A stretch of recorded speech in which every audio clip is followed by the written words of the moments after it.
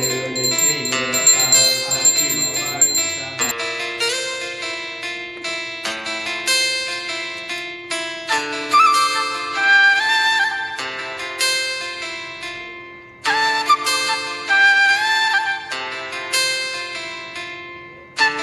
स्वामी समर्थ। मी कोमल आपल्या यूट्यूब चॅनलमध्ये तुम्हा सर्वांचे खूप खूप स्वागत करते। आज ना आमच्या घरी गुरुचरित्र पारायणाचे उद्यापन आहे, तर त्याच्यामुळेच ना ही दारामध्ये रांगोळी काढते मी।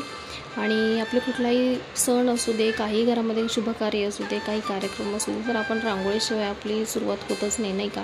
तर त्याचप्रमाणे माझी देखील इतर लगबग चालू होती रांगोळी काढण्याची। आणि मग म्हटलं आता स्वामी समर्थांचे जे पादुका असतात त्या मी इथे काढण्याचा प्रयत्न केलेला आहे। आणि ते सगळं रांगोळी झाल्यानंतर सांगा तुम्ही मला की मी जो माझा प्रयत्न होता तर तो सक्सेस झाला आहे की नाही झाला आहे। तर चला आता थोडीशी रांगोळी आपली बाकी आहे आणि नंतर त्याला फुलांचं थोडंसं डेकोरेशन करून श्री गुरुदेव दत्त असं मी लिहिलं तिथे। आणि थोड्या प्रमाणात आपली रांगोळी आता तयार झालेली आहे। जास्त काही इथे काढण्याचा प्रयत्न मी केलेला नाही आहे, कारण घरामध्ये काम पण होतं आणि बाळ पण आपलं उठतं मध्ये मध्ये। ती झोपली होती तेवढ्या वेळात ही रांगोळी आमची काढून झाली। आणि रांगोळी तर आता तयार झालेली आहे। एका साईडला छान स्वस्तिक वगैरे काढून घेतलं, कारण आपल्या दारामध्ये श्री स्वस्तिक किंवा ओम आपण काही कार्य असू दे आपण ते काढतो। तसंच मग मी इथे मोठं स्वस्तिक काढलं आणि आतमध्ये गेले। तर आता तुम्ही इथे बघाल रांगोळी काढून इथे तयार झालेली आहे। आणि आता तुम्ही सांगा मला रांगोळी कशी झालेली आहे। चला आता तुम्हाला मी आजच्या घरामध्ये एंट्री करते। आता हे घरामध्ये गेल्यानंतर समोर श्री स्वामी समर्थ महाराजांचा मोठा फोटो लावलेला आहे, तर तिथे दर्शन वगैरे घेऊन आता मी तुम्हाला आतमध्ये गुरुचरित्र पारायण जिथे आपण लावलेलं होतं तर ती जागा दाखवते। तर इथे आपण अशी पूजा मांडलेली आहे सकाळी। आणि हे आमच्या घरचे देव आहेत ज्यांची पूजा सकाळीच झाली होती। ही सगळी तयारी आता घरामध्ये झालेली आहे। आणि एका साईडला स्वयंपाक पण चालू होतं। सगळा स्वयंपाक सोवळ्यामध्ये होता, त्याच्यामुळे मला काही काम नव्हतं जास्त स्वयंपाकाचं। तर त्याच्यामुळे हे सगळं तुम्हाला आता दाखवण्याचा मी प्रयत्न करते। तुम्हीसुद्धा याचं दर्शन घ्या। गुरुचरित्र पारायण जे 7 दिवसांचं केलं होतं माझ्या मिस्टरांनी, तर त्याचंच हे उद्यापन होतं।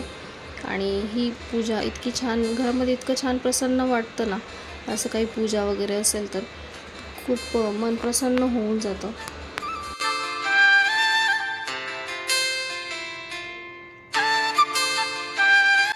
स्वयंपाक वगैरे झाल्यानंतर देवाचं नैवेद्याचं ताटसुद्धा आपण इथे ठेवलेलं आहे आणि आरतीची तयारीसुद्धा करून झालेली होती। तर आता थोड्याच वेळात आपण आरती सुरू करणार आहोत।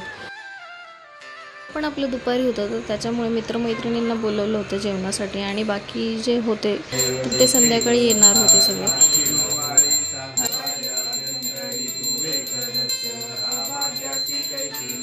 तर इथे आपली आरती वगैरे करून झालेली आहे। तुम्हीसुद्धा आता छान दर्शन वगैरे घ्या। मी सुद्धा देवाचं दर्शन वगैरे घेते।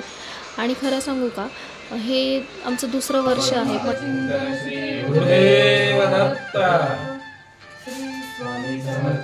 आम्ही 7 दिवसांचं पारायण केलं होतं। कोणी 5 दिवसांचं करतं, कोणी 21 दिवसांचं करतं, कोणी 7 दिवसांचं करतं।